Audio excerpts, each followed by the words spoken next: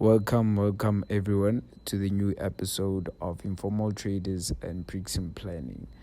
In today's episode, we have a special guest from the Johannesburg Property Company, Mrs Gugu Ngoqo.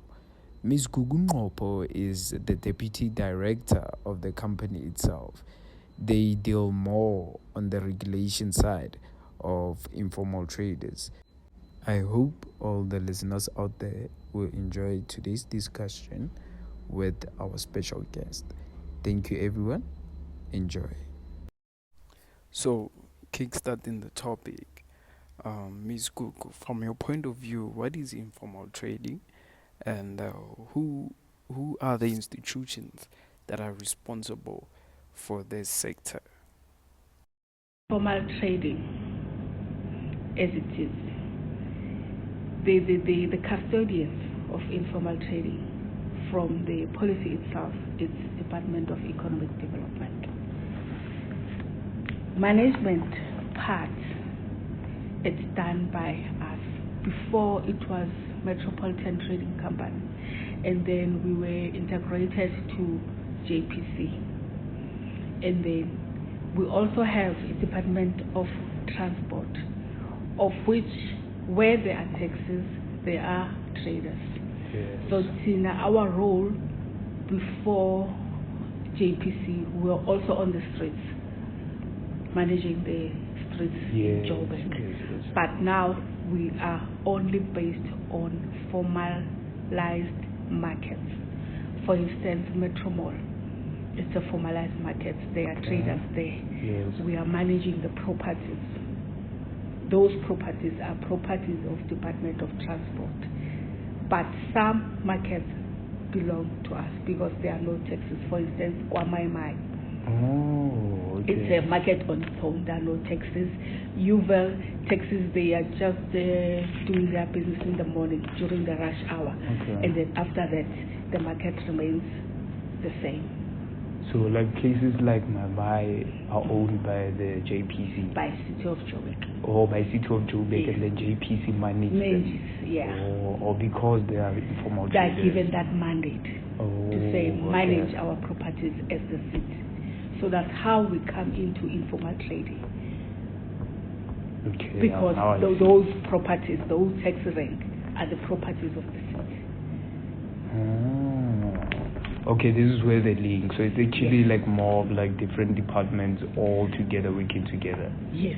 Oh. So each and every department has its own role. But at the end of the day, we end up having this one vision. Oh, okay. Because like the environmental health, Yes. it's on enforcing the bylaws, especially on food handling, babas and all that. So we work with them because they are inspectors. They must make sure that our properties, we comply. Our internal clients, they comply. Yes. Yeah. So Momzo, you do know that like normally informal traders usually have like the challenges. Yes. And then that those challenges normally like are challenges such as like eviction, and then they normally do voice out certain issues such as harassment from law enforcement and stuff. So as JPC and as like the primary owner of all public land, in this case roads, markets, like you said, so what role can JPC actually play? In our role, we are managing. Because remember, when we have a market, Yes.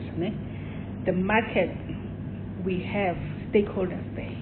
Because the traders would have their committees, traders committees. Then they will come in and conduct elections. And then those stakeholders, those are the representatives of the traders. Any information that needs to be disseminated to the traders is done by this committee. And it's also responsible for the operations of the market itself, making sure that there is order and there's harmony and there's a work relationship between the administrator on site and the traders.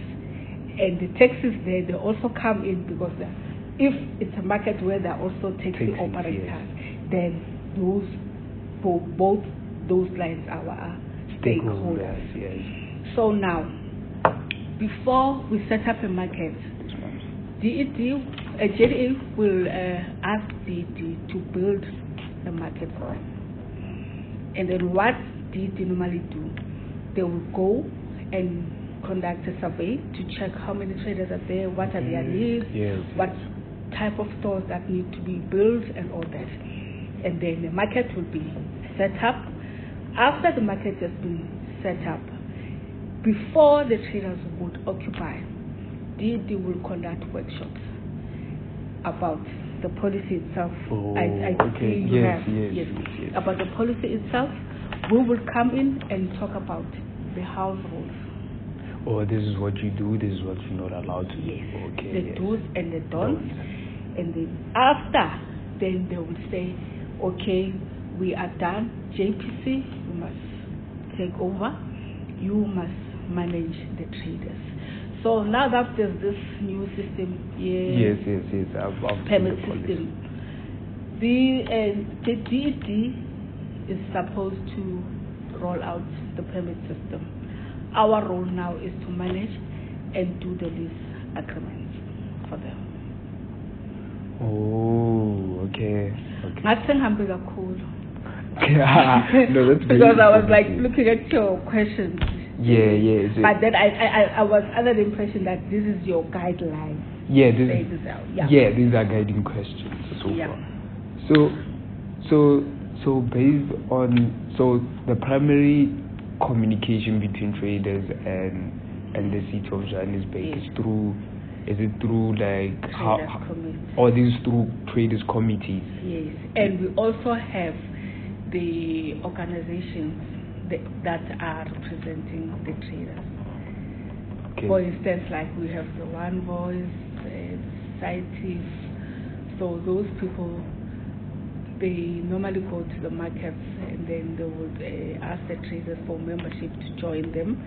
And then when maybe the committee is having also issues within the market, or only to find that maybe there are issues that are affecting all the informal traders, their businesses and everything, they will go and speak to DED. Okay. So they communicate through these committees, like you said, like the One Voice. We have committees. Yes. We have also their organizations, traders organizations. Okay, so like their voice and their input, like if let's say now there's a new market that has to be established, and let's say the planners go there, conduct surveys, feasibilities, and also there's going to be like public consultation. I think that's what it is. Public participation. So their input, how does it now eventually get translated into a plan? Because like obviously there's going to be different views. Maybe some traders are going to want this, some traders are going to want this, and like not all traders sell the same thing. Some traders like Barry, they will sell food.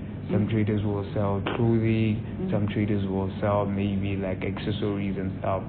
So like, and based on their needs and their background, they will have different points. So how do JPC as a company now make sure that all of those viewpoints of traders eventually gets translated into plans, into policy, and into like regulatory frameworks?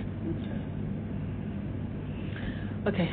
When there's going to be a development, because we are not the one who are building the markets, there's going to be a platform wherein the different city departments will meet about the project first and discuss compliance issues, the type of stalls, the number of traders, what the traders need, because at times there's a problem with the traders, because normally some of them, they will change their products. It depends if this is selling or not selling. So such things, they normally happen. Okay. So the departments will meet first, and they don't make the final decision, these ones. And then they will look at that area where they are the traders. Yes. If it's a market that is already existing, maybe there's just a refurbishment or development, and then when there are traders and the taxi operators, the public participation, we call it like that, but yes. then it's a stakeholder engagement. Okay, yes. Traders and whatever people, even the organizations, those who are representing them, will be invited to a meeting to come and have this conversation to say, our traders, their needs, these are their needs. So please, when you are doing this development, this is what we want. Oh. So it's not a question that it's only the city that decides that tomorrow we are setting up a market and we're going to maybe to build a 1.5 size of stores and whatsoever. So we know that is why it's important, because the environmental health will still say you can never allocate people on stores because they are cooking. They need to have running water. They need to have access to electricity. Yes. They must make sure they store food. They must make sure they keep the hygiene. And their space needs to comply. So they have those requirements even themselves. So that is why it's very much important that when we're doing that, even the EMS will come in and say, guys, you must make sure that you comply or have regulations. Yes, so they come in. JPD will also come in. JPD will JPD will come in and make sure that please your people must make sure that if like a metro mall, you must make sure that your people, they don't overlap when they are displaying their store. Yes. All those regulations, so that you see that's how we work.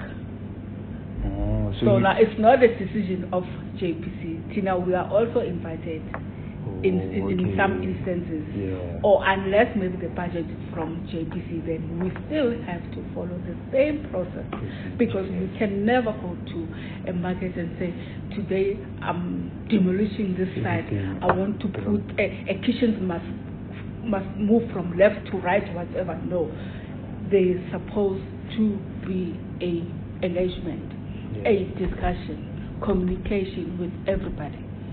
Yes. That's very. So, according to you and based on your experience working with informal traders, like what are some of the benefits of informal trading? Like for my studies, I know that there's been a wide body of literature talking about global South cities. So these are your African cities, most like South.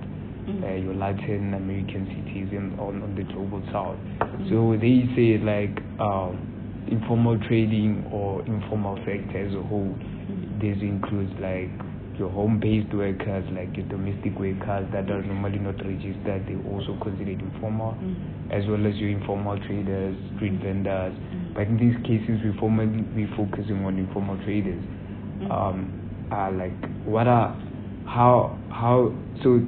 How can they now be better incorporated to the city so that they contribute more to the economy, to the mainstream economy? The challenges that we have currently is that most of the informal traders that are some of them, they are not even qualifying in terms of documentation. For instance, I'm not trying to be xenophobic, but that's the reality that we have, because most of the people that are on the streets, they are foreign nationals, especially here in Joburg. Yes, I think it's evident. Yes. And another challenge is that now that our country has taken a shift since COVID, everybody's flocking to informal trade. So we have an influx of informal traders, of which we want to make sure that space is properly regulated. It's not like before. It's changing almost over time. Yeah, because before did use to assist the traders by bringing some programs like your grow your own business, wherein the traders are taught on how to prepare their business plans and how are they supposed to network their businesses, because some of the traders are not only, it's not only about selling or doing a service, but some they are also involved in arts and crafts. Yes.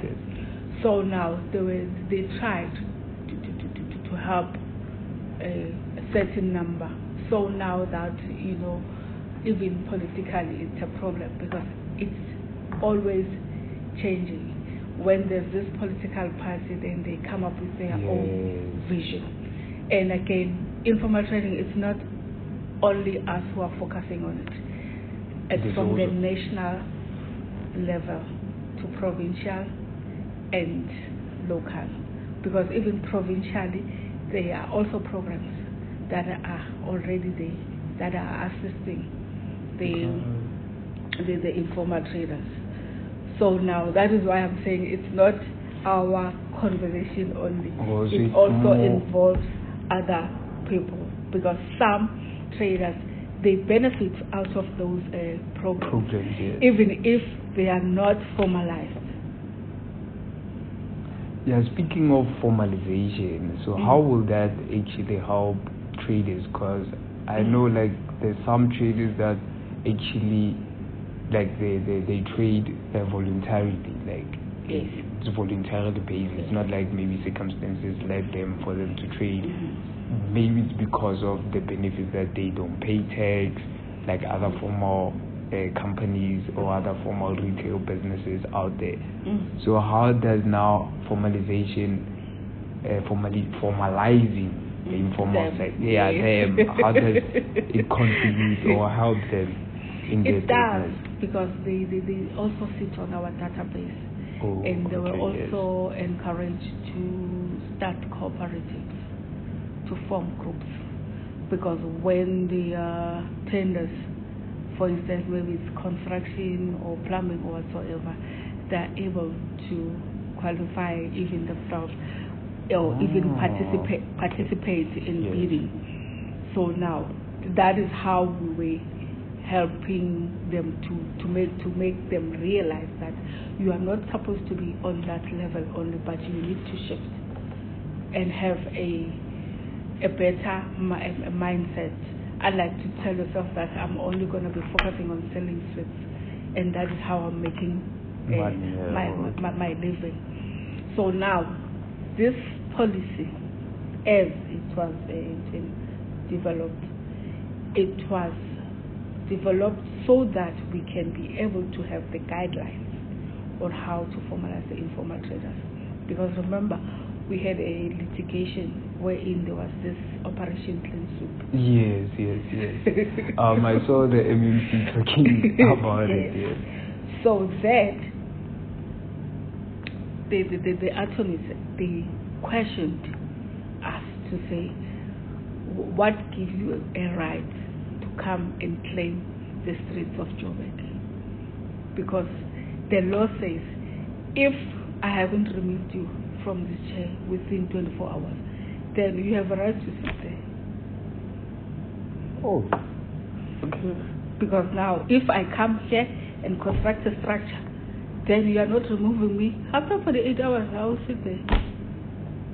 No one will come and enforce. So doesn't the Operation Clean Sweep, it was aimed at cleaning Joburg. So now the mayor was not properly advised on that one. So JPD went there and enforced and removed the stores. Everything, it was a mess. So now it was taken to Concord. Then we were given a judgment to say you don't have a right to interfere with the traders because we don't have a policy. So previously there wasn't no policy. Nothing. So it was the informal trading policy, but then the traders said we did not participate in that. So it wasn't democratic. We need to redo it. Oh. Yeah. So that is why you will see there that traders were also there participating up until such time it was endorsed by the mayoral committee. Yeah. So stakeholder engagement. Okay. That is why it's very much important. So now that is giving us a guideline to say you cannot be on a street without a permit. So speaking of permit, cause I think it's the Johannesburg Economic Development that's issuing. Yeah. So Bona, they will make sure that it's also available online. Then traders will apply. After the application, they will come to us with I'm not sure if they're going to be doing the pre and the post or whatsoever. Then after the trader has made the application, they'll come to us. Then our role will be they sign the lease agreement. But before the lease agreement is being signed, we prepare the EAC report. It's the SCM process for the city that will give the trader a right to trade. Because normally we prepare that document with all the details of the trader, proof of residence, ID. At times those guys, the adjudicators, they even ask us that you must provide at least, if the trader is a homeowner, they must also give us the statement for the rent to see if they are paying. So now there is a committee that sits there. It's the Economic Adjudication Committee. That is why we call it EAC. Wherein they will go through those reports and say, okay, we are giving you, Mr. Mashalane, a right to trade. And then after doing that, the traders will come. We will sign a 3-year term lease. Oh, okay, yeah. Yeah. And then you're going to have all those house rules that say these are the do's and don'ts of your trading stall, and you are supposed to pay your monthly rental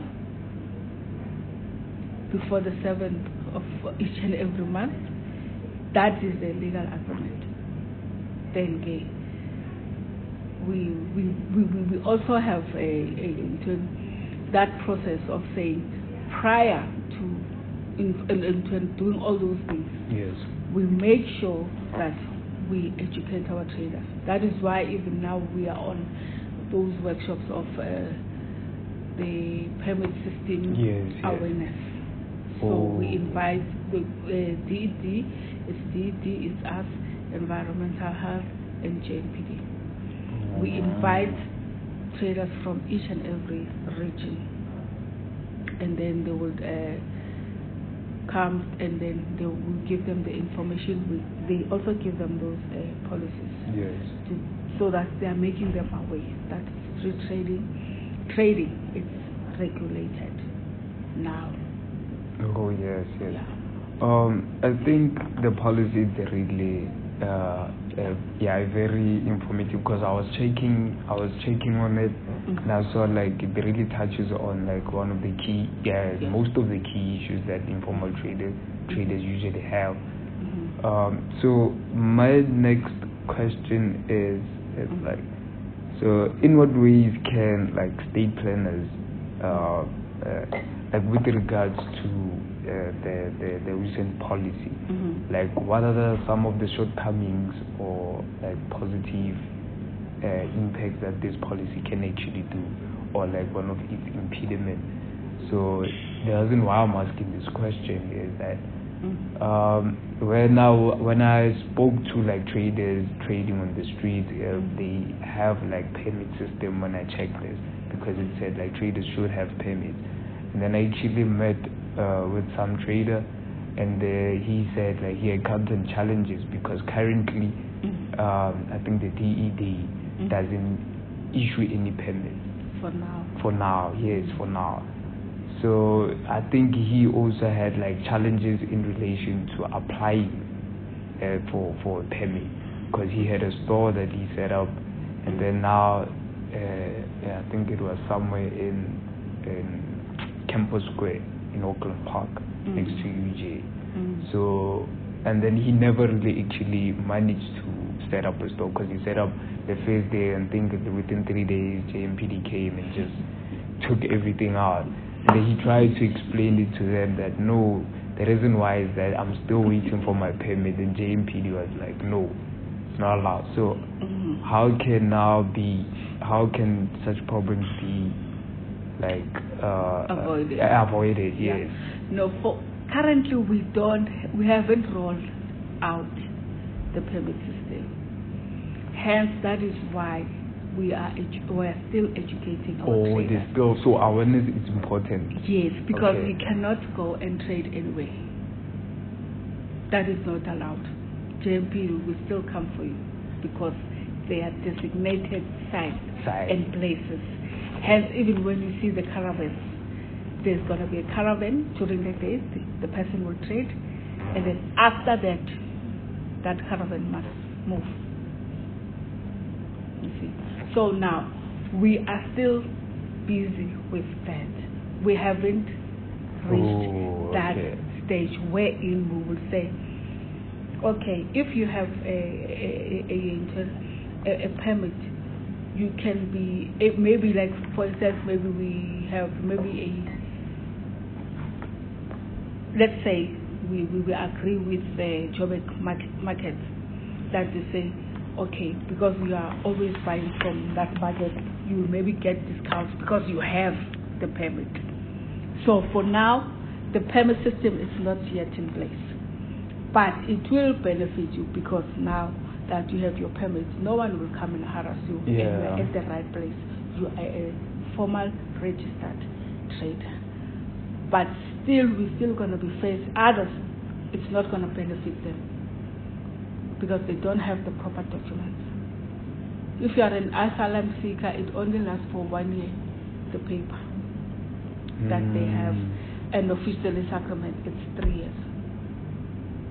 Yeah, that's. So the permit system will have to make sure that everything is in order. No one will come and sit on the street and sell. And just trade, yes. Without having this permit. Because it's been a problem that people will come and even sell illegal goods whilst pretending to be a trader, only to find that the person is on drugs. Yeah, and that can't be allowed in public spaces. It's not allowed. Yeah. But then at times it happens. Yeah, it happens. Yeah. So now such things, that is why we are still having all the engagements citywide. Citywide, yeah. How can we help the traders? Because even the Department of Planning and Development, this is what they are doing. Because now they are coming with other projects to say, how do we integrate our traders in the malls? Yeah, speaking of malls, I remember, I think it was last year, there was an incident. Was it last year? Yeah, I think it was last year. There was an incident in Jabulani precinct at Soweto, where like communities, like Jabulani community residents just came and just literally evicted all the traders. No, that's not Jabulani. That's not Jabulani. It's not Jabulani community. It's Operation Tutula. Oh yes, yeah. I think that was Operation Tutula. Yes. So they were hiding behind the guise of there's informal traders, and the traders are foreigners. They taking their jobs. So I'm thinking, like, how can now regulation, so will, in your own mind, will this payment system actually reduce those conflicts and tensions? Because even now I feel like it will, because now you can't say I'm trading here as a foreigner and I'm stealing your jobs, when now I'm legally allowed to actually trade here. Yeah. Because even in GP it has happened around citywide in most of the places where in the Operation Tutula were harassing traders and saying that the people who are supposed to trade here are South Africans. Yes. But at the same time, the very same South Africans, they are the ones who were selling the stores to the foreign nationals. Because what they were doing, they would say, take my stall and then you will pay me. Oh. They're doing it behind our backs. And then after that, then the South African will want to come back because the money is finished now. Then he or she is poor and will come back and say, I want my stall back. And like as so now that's when oh. the tension starts. And now that is why the Operation Tutula, they think that the foreign nationals are the ones who are always trading. Because the challenge started with the opening of the borders. No, okay. Because like when you go into any country, you must have the visa. With the regulations that says, why are you here? Why are you here and what are you doing? Yes. So these guys, they come in and say, no, we are visiting Wara. After some time, no, can I be given asylum status, refugee status? After being a refugee, this person says, I need to make a living because where I'm staying, I must pay at the rent. Where are they going to go? Informal trade. Yes. Oh, so that's actually now I see. So those are some of like the loopholes. Yes. So now those guys at Jablana, they did formalize themselves in a way to say that there's no way that there's going to be taxes in the mall, and we are not there. Yes. We want to be part of that business.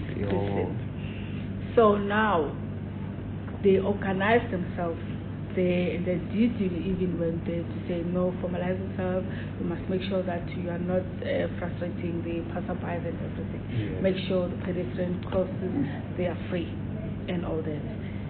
And then they did some type of stores, but we were not happy with the stores because they were like bus stops. They were not talking to traders themselves, because you must have a proper store where even if it's raining, you can still continue with your business. Yes. Hence, that is why there's this program that says if there's a mall that is being built, there should be a space that it will be allocated like a flea market for the informal traders. Because at the end of the day, they also contribute to the GDP, 3%, because they are also employ other people to work with them, of which that it is making a difference in our economy. There's no way that you're gonna say no, I don't want this one, because some of the businesses, even there at Metro Mall, in those formal stores, they are registered businesses. They have their tax certificates. They also pay tax. And because even the very same informal traders, they pay tax. Because when they buy there, VAT is there. Yeah, because I think that's one of the biggest misconceptions about informal traders, that they don't pay tax. They do. Indirectly, they do. They do. Yeah, they do. Yeah. So, you mentioned something about COVID and its impact. Yeah. So I'm thinking so this is just a general question, not necessarily in relation to JPC. Honestly, it's a conversation. Yes. So I'm thinking, so since there was COVID, and how did you guys as JPC or as City of Johannesburg deal with some of the regulation in terms of social distancing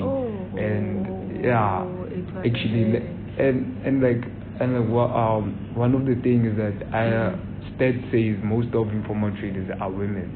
Yes.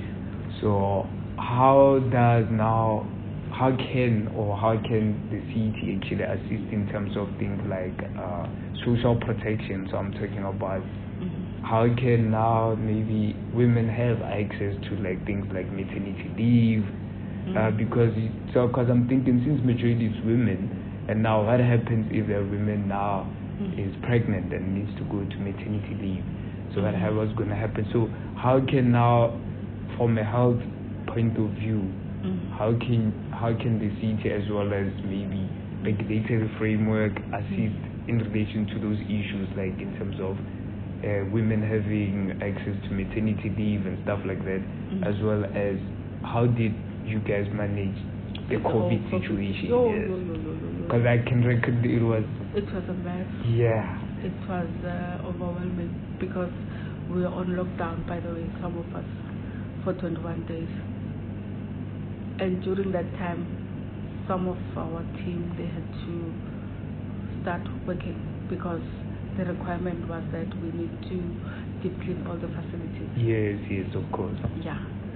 So the COVID regulations, they came with another regulation that made our people very angry because they said no trading, especially the fruits and the veg and the water. Yeah. So now they said, after some time they made those changes and said, no, we understand in terms of social distancing, these people, they also need to feed their families. They need to also have the sanitizers. We have to make sure they have the sanitizers in their stores. Some of them, like in my mind, they will tell you when we were verifying them, they said to us, no, we don't have to worry, Tina, about COVID. We have our herbs here. We will drink our microbials. Why are you telling us to wear the mask? Yeah. So we had to enforce and at the same time educate. So now the city decided that because everybody will be in town, because they are very much aware that there's no proper management for now, let us do the permit system. Temporary permits for them. Oh, okay. Yeah. So because we have these databases and everything that they have at DED, they had to call them to DED and give them the permits. Then they had the permits in Newell and most of the markets there. Yeah, but then, you know, it has no,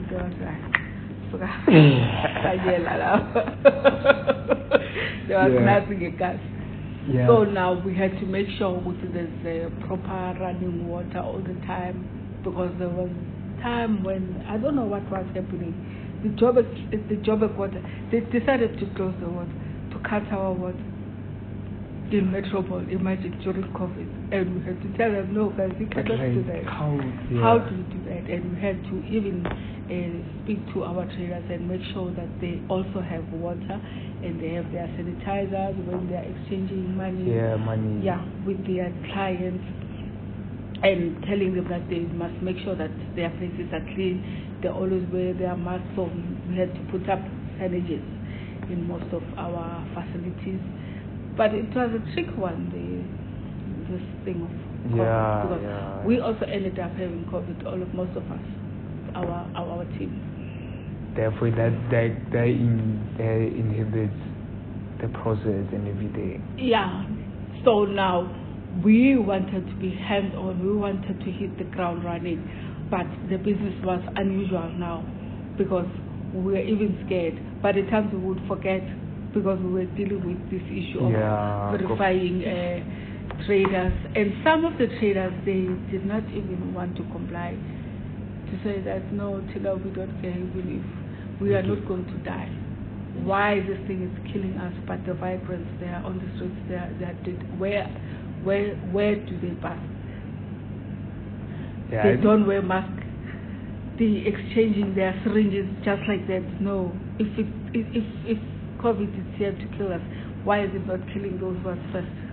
Because, we are trying to make a living. Some will say, no, we will pray to God. We are not going to die. Yeah, but at the same time, it did affect them because some of them, they had to leave their stalls, their stalls and stay at home because they, before, I think the panic was that before the shutdowns, most of the people wanted to go back home. So they closed down their stores. So when they were outside the borders, they said no movement from one province to the next. Up until first time they said no, we are lowering the levels. Then they started doing that. So the issue of women, it's always a conversation, but there's no proper resolutions because they are saying this is a tenant that is renting our store. So in terms of OHASA, yes, we do comply because we make sure that there's proper hygiene, ablution facilities, there's cleaning and all that, waste management. But now that this person is pregnant, we don't.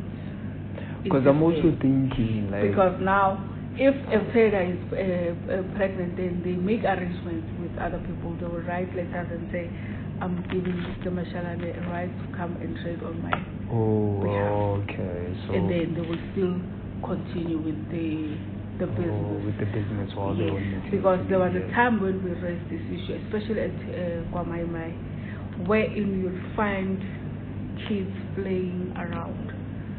And there they decided to open something like a crash. Within the market? Yeah, it's there. Oh, that's innovation. So now we did go and check the facility, the social development department was also there. So only to find that it's not in a good state.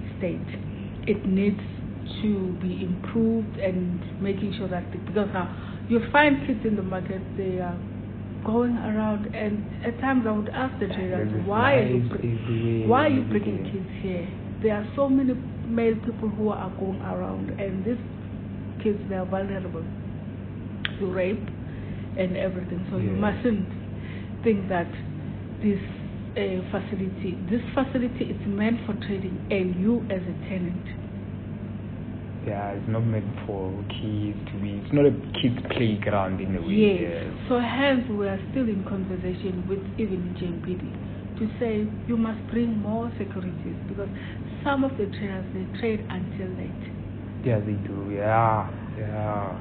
And if they are not secured, then it's a problem, because the issue of GPB is happening. Yeah, it's real. It's real, and we can never shy away from that GPV only exists maybe at home. Even myself, when I'm here at work, there are men who will come and want to harass you. Yeah. So how do we educate our people about that and protecting themselves, because there are also young women in their facilities. Even the taxi drivers, some of them, they take advantage of those women, those who are hired by other traders. Yeah. They will sleep with them in their taxis and doing all those things. You see, it is a conversation that at times some of us would want to shy away from it. It is happening. Yeah. How are we teaching the young girls on how to take care of themselves, the young women, to say you don't need to be compromised. This is your body. You must have a right to your body. No one must come and harass you and say you must sleep with them or you must do whatever. And anything that happens to you, because even some of the customers, they will come to the traders, and you find that it's a young boy or just an old man will come and harass the traders, especially women, insult them and do all those things. You see, so that is why we said we want more securities who will keep order, so that if a trader is being attacked, and then the security will come in and intervene. Because I think that also will deal with the safety issue, like you mentioned, especially those traders that be trading at night. Yes. Because now at times even those people who are always harassing, they are always looking, especially the vibrants, the Nyaube boys, they're always looking for any chance to steal or to do anything. And they'll say, okay, this is a woman, I'm going to steal from her. Yeah, just grab and run. Or else they will come and demand money. Yeah, that's very informative, moms. Would you think providing toilets. Public Public toilet. Would you think that will also help in relation to making the space much more easy to trade in, especially for women? Because not to say men can just go anywhere. No, it's a requirement. But it's a requirement. Oh, that's both male and female toilets must be there. There should be running water within the public facilities, and then because some facilities, the taxi operators, they took over our public toilets, and then what they normally do, they would provide toilet cleaning material, toilet paper, and they will say you must pay and everything. But then, if they know that you are trading there, those who are trading there, they don't pay. They use those toilets for free. Oh, okay. Yeah. Because one other system that at least they've tried to work on it, the sanitary towels. If ever there are sanitary towels that you have, they will provide maybe a refuse bag where you will dispose them there, so that they make sure the toilets are very clean. But some women, even themselves, you find that they are very much careless. They don't want to. They're thinking that if I've used this toilet today, because there's a toilet there at Bree on the B block, they even offer them the wipes. When you go inside the toilet, they'll give you the wipes and the toilet that you wipe the seat before. Oh, okay, yes, yeah.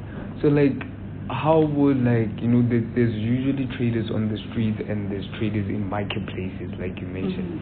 I feel in marketplaces, I think in marketplaces, maybe your my areas, it will be easier to provide toilets, and then therefore it is easier to manage them. So what about traders on the street? Maybe those also are on the street. We don't have many ablution facilities within those places, because the only place where we have ablution facility, the public convenience, it's in Hook Street, because it's a linear market. Because it's a market, but it's in within the precinct. Oh, okay. Yeah. Okay. So the Cat Street, there's no toilet there. Instead, they're using the F&B ones. You see, which is electricity. Yeah. And there's another one in no, it's not in Jubet. There's another one in Jubet where there's this shop right and where that small fence. There is a public, so they're using those toilets there. And there's another one next to Six. Yeah, in Cat Street. Where they are paying their rents and everything. But then what I like is that they still have order, those guys in Cat Street. No, yes, very much. They are not so. like other streets. Because of the litigation, we were not able to tamper with the streets. So, but they still do everything aligned with the policies. Because they are block leaders there on the streets. Each and every street has its block leader, wherein they make sure that there's order on the streets. Oh, they're usually block leaders. Yeah. Especially with those are stakeholders. They are elected by the traders themselves to make sure that you represent us. Then if there's any information, for instance, maybe they say you must come and you sign your lease agreement, then they will be informed by those block leaders. By these block leaders. Yeah. That's you see how formalized it is, and you never think all these things that are happening. Because people were always asking us, what you guys are doing? Informal trading. They were thinking of squatter camps and all that stuff. Oh, you're managing these people. Yeah. They don't see a need to manage the informal traders. And we don't understand our industry. That this is how we had to. Because even myself, first time when I first came as a student, when I was on leadership, I was like, what is this? Because I thought that people who are selling on the street, they are just doing their business, and it ends up there. Yeah, from the outside, you might think these people just came there, put these stores there, and started selling. But as you look through, you can see that the process is very formalized. And I think the traders benefit a lot from the way the process is formalized, because as the way you guys are managing them, consultations, always hearing their views out. I feel like it's beneficial for them because now they have a voice. Now they do. Yeah, because like that now they can say this is what we want, and then they can bargain for. So I feel like that's very, very, very important. Yeah, and they feel very much comfortable if you engage with them. For instance, when you go to the market, because I also have managed some markets myself. Yes. I was there on site. Like, you need to have that kind of relationship with them to say every time when you come into your office, after some time you go around, greet them, look what they are doing, just to make them comfortable to say we value what they are doing. Yes. Because some they will come and give you their social problems, come and tell you, manager, this is what and I also like it helps. It helps because at the end of the day you understand them. Because at times there are those people who are some traders that would want to be stubborn, they would not want to pay the rental, like they don't want to comply, they will want to bring their friends in the market and drink, and that is not allowed. You're not allowed to sell alcohol, you're not allowed to sell drugs, you're not allowed to sell counterfeit goods. So now if your friends are coming, they mustn't distract other businesses or people. Because especially those guys from Juva, they used to do that. They bring focus, make noise, they play music, no loud music is allowed. And they were also selling those, this whiskey thing, those 45 rands. They will come and sell those things there, and like you must make sure that there's law enforcement, such things that don't happen in the market. There was a time in Juva the traders were fighting amongst each other. So you have to intervene as an administrator because that thing, it was blown out of proportion. They came out with all sorts of things, pangas and everything. Wow, It was a commotion. So we had to even call the police for backup. I think that's the reason why we need proper order and regulatory framework actually, because with that now people can resolve their conflict in relation to this. Because like Juvel especially, it's having different people from different spaces. Because sometimes you find them, they will sit there and they will start peeling off those things that they are selling, maybe peanuts whatsoever. So you must teach them, no, this is not how we do things here. Just take a box and peel them there so that the market remains clean. So I think education awareness is very important. All the time. You should do it all the time when you are in the market. Even the barbers know after shaving a person you must sweep and pick up that and that hair. You mustn't wait for all that hair to be busy lying around because it's a hygiene. It's a hygiene issue. And you must always wear the mask. But those people, they don't wear masks. They don't want to wear their aprons. And that is a requirement that after doing all those things, they must make sure the blades are clean, their space is sanitized. You see. So all the time you need to always educate. Because some of them said, no, mommy, this one was very was in a hurry and I was just wanting to cut and make sure that, you see, those are some of the excuses. And when you have to go and do your daily rounds, hey guys, we must pay. Today is the 7th. Well, what is happening? And some they even have areas you must even encourage them, guys, please pay. Even if you give me 50 rand per week, take that 50 rand and take it to the bank and pay. You can even take it to ShopRite and pay, because of the system that we have. We're no longer collecting cash. We give them the statements. Then a person can go and deposit at Standard Bank or any pay fund.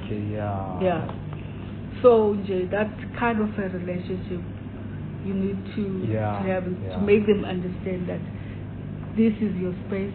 take care of it. Yeah. Yeah. It's very important. But others, they have issues. Those informal traders. You find the person is trading here, and then the next thing maybe he has a shop in another place, but he still wants to have a store. But the store is meant for those who don't have anything, poor of the poor. Yeah. So,